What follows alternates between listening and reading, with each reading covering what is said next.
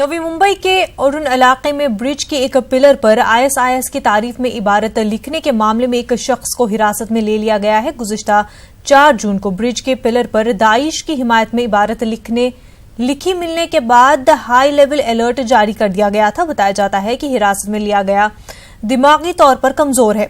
उसका डीवाई पाटिल अस्पताल में इलाज चल रहा है। पुलिस ने मामले को संजीदगी से लिया था और जांच पड़ताल शुरू कर दी थी। जिस इलाके में इबारत लिखी हुई मिली है वहां बहुत सी अहम तंज़बियात नजर आई हैं।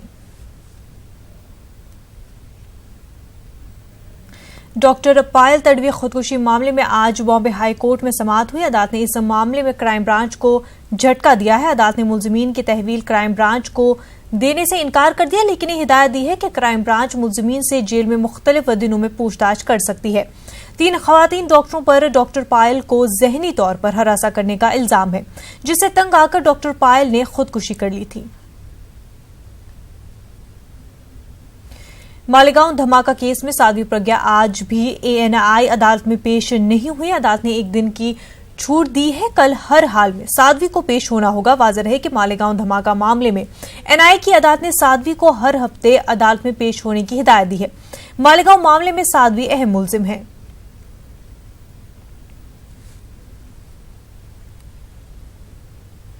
नवजोत सिंह सिद्धू और पंजाब के वज़ीर आला कैप्टन अमरिंदर सिंह के दरमियान ताल्लुकात तल्ख होते जा रहे हैं। पंजाब काबीना की आज मीटिंग हुई, लेकिन शहर में मौजूद होने के बावजूद सिद्धू मीटिंग में शामिल नहीं हुए। खबर यह भी है कि कैप्टन अमरिंदर सिंह सिद्धू का कलमदान भी तब्दील करने वाले हैं।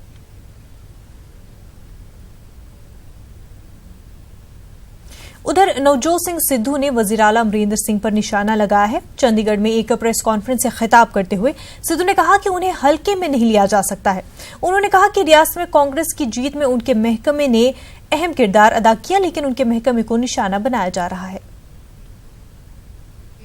जी कुर्सी है वो सीएम साहब के बिल्कुल 3 इंच दूर है, खब्बे पासे इदा।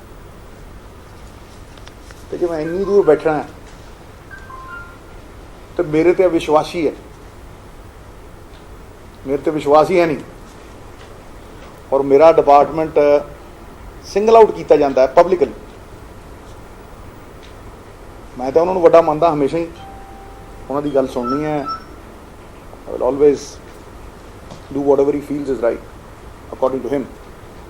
बट कला मेरा डिपार्टमेंट सिंगल आउट किया जाता है तो यह मन में जरूर ठेस पहुँचती है भी कितने गई वो कलैक्टिव रिस्पॉन्सिबिलिटी। कैबिनेट मीटिंग जो मेरा एजेंडा होंगे मैं हर साल जाता, पंजाब वास्ते जाता। मेरी गल सुनो ना, बाकी एजेंडे ते जो अविश्वासी है तो अपना नाम तो क्लीयर करना ना भी भाई आ कुछ नहीं है, मेरा मेरे तो नहीं होया है, कुछ पंजाब के लोगों को दसना कि नहीं दसना। कांग्रेस सदर राहुल गांधी के खिलाफ सूरत की एक अदालत ने मोदी सरनेम के ताल्लुक से समन जारी किया है। अदालत ने समन जारी करते हुए राहुल गांधी को 7 जून तक अदालत में हाजिर होने का हुक्म दिया है। आपको बता दें कि गुजरात के बीजेपी लीडर प्रणेश मोदी ने अदालत में राहुल गांधी के खिलाफ हद की इज्जत का मुकदमा दर्ज किया था, जिसमें उन्होंने इल्जाम लगाया था कि राहुल गांधी ने सारे मोदी चोर है कहकर मोदी कम्युनिटी की तौहीन की है। वाज़ेह है कि राहुल गांधी ने 13 अप्रैल को कर्नाटक के कोलार में इंतखाबी रैली से खिताब के दौरान कहा था कि सारे चोरों के सरनेम मोदी ही क्यों है। अयोध्या में रामचंद्र जी का सबसे ऊंचा मुजस्मा बनकर तैयार हो गया है। वज़ीर आला योगी आदित्यनाथ इस मुजस्मे की कल नकाब कुशाई करेंगे। रामचंद्र जी का ये मुजस्मा अयोध्या में शुद्ध संस्थान में कायम किया गया है।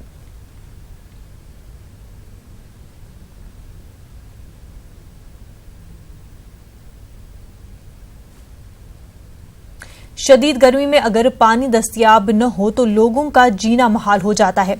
चेन्नई में पानी की किल्लत से परेशान लोग सड़कों पर उतर आए। शहर के कासी मेदू और रोयापुरम इलाकों के लोगों ने एहतिजाज में सड़क जाम कर दिया। उन्होंने पानी की सप्लाई को यकीनी बनाने का मुतालबा किया है। आंध्र प्रदेश के वज़ीर आला वाईएस जगनमोहन रेड्डी ने किसानों से किए गए इंतखाबी वादे को पूरा करने का ऐलान किया। जगनमोहन रेड्डी ने 15 अक्टूबर से ऋतु भरोसा प्रोग्राम शुरू करने का ऐलान किया है। इस स्कीम के तहत किसानों को 4 साल तक हर साल 12,500 रुपए सरमायाकारी के लिए दिए जाएंगे। जगनमोहन रेड्डी ने साबिक तेलुगुदेशम हुकूमत की जानिब से फरवरी 2019 में शुरू किए गए अन्नदाता सूखी भावा स्कीम को मनसूख कर दिया। YSRCP हुकूमत मार्केट एस्टैब्लिशन फीड 3,000 करोड़ किसानों के लिए बजट मुख्तस करेगी।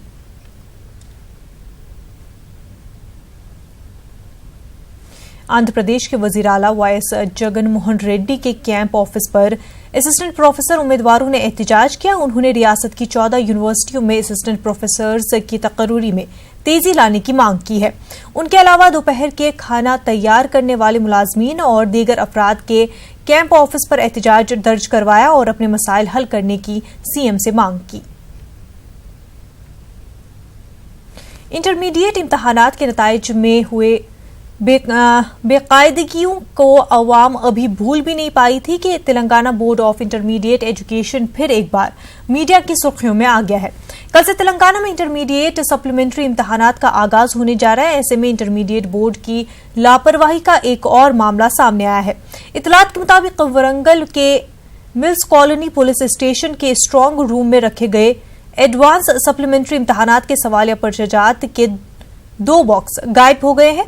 बोर्ड ऑफ इंटरमीडिएट के अहदेदारों ने इम्तहानी पर्चाजात के गायब होने पर रद्द-ए-अमल का इजहार करते हुए कहा कि लापता पेपर्स की जगह नए सवालिया पर्चाजात फराहम किए जाएंगे। एडवांस सप्लीमेंट्री इम्तहानात का 7 जून से आगाज होने वाला है।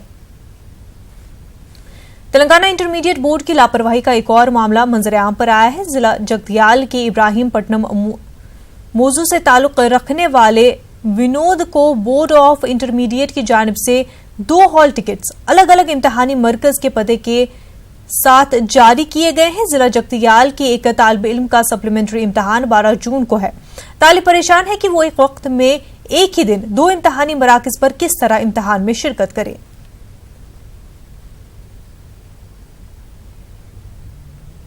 हैदराबाद में मिरग के मौके पर दमे के मरीजों में हर साल की तरह इस साल भी मछली प्रसाद तकसीम किया जा रहा है। नुमाइश मैदान नामपल्ली में 8 और 9 जून को मछली प्रसाद तकसीम किया जाएगा। मछली प्रसाद हासिल करने के लिए मुल्क के मुख्तलिफ इलाकों से लोग हैदराबाद आते हैं।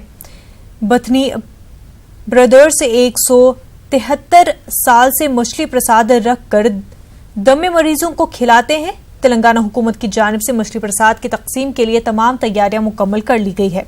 रियासती वजीर टी सरनिवास ने मुख्तलिफ महकमों के हुकाम को नकाइस से पाक इंतजामात करने की हिदायत दी है।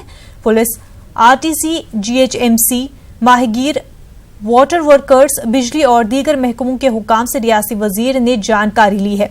उधर RTC की जानिब से 7 जून से 9 जून तक खसूसी बसें चलाने का ऐलान किया गया है।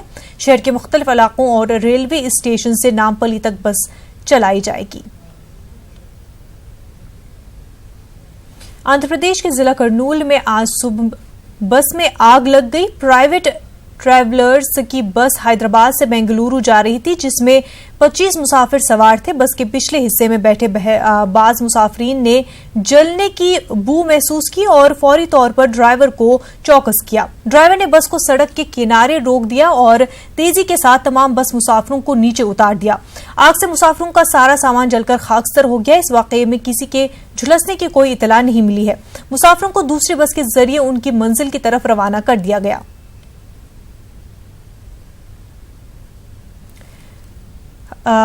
इस हवाले से ऐलान किया गया है कि गुजरात हुकूमत के मुताबिक नवरात्रि में स्कूल की छुट्टियां नहीं होंगी, इसके बजाय दिवाली की छुट्टी 21 दिन की कर दी जाएगी। हालांकि गुजरात हुकूमत ने गुज़िश्ता बरस भी ऐलान किया था, लेकिन लोगों ने शदीद एहतजाज के बाद गुजरात हुकूमत ने अपने फैसले को वापस ले लिया था।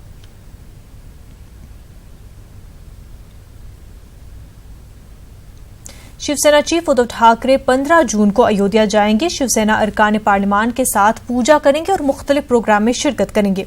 आपको बता दें कि शिवसेना राम मंदिर का मामला कई बार उठा चुकी है। आरबीआई ने रेपो रेट में 0.25% की कटौती की है। आरबीआई के इस फैसले के बाद रेपो रेट घटकर 5.75% रह गया है। इस फैसले से होम लोन और कार लोन की माहाना किस्तों के सस्ता होने की उम्मीद बढ़ गई है। For 2017, the Reserve Bank had proposed the setting up of a foreign exchange trading platform for retail participants that would provide customers with access to an electronic trading platform through an internet-based application on which they can purchase, sell foreign currency at market clearing prices. The trading platform has now been developed by the Clearing Corporation of India and is being tested by the users. The platform will be available to users for transactions from early August 2019. Operational guidelines for the platform will be issued by end of June 2019. It has been the endeavor of the Reserve Bank to increase retail participation in government security market.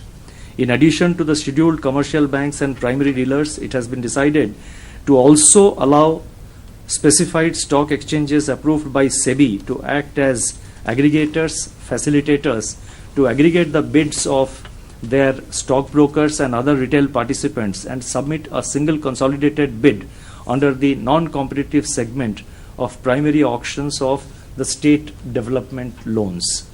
This measure will be implemented in consultation with the respective state governments. Modi हुकूमत 5 जुलाई को आम budget पेश करने जा रही है। बाखबर जराये के मुताबिक बजट में नई स्कीमों के शुरू होने के ऐलान की तवक्का कम है। वजारत खजाना ने तमाम वजारतों से 7 जून तक अपनी बजट जरूरियात के बारे में मुतल्ला करने को कहा है। जराये के मुताबिक अबूरी बजट में किए गए ऐलानात के मुताबिक ही बजट मुख्तस किया जाएगा।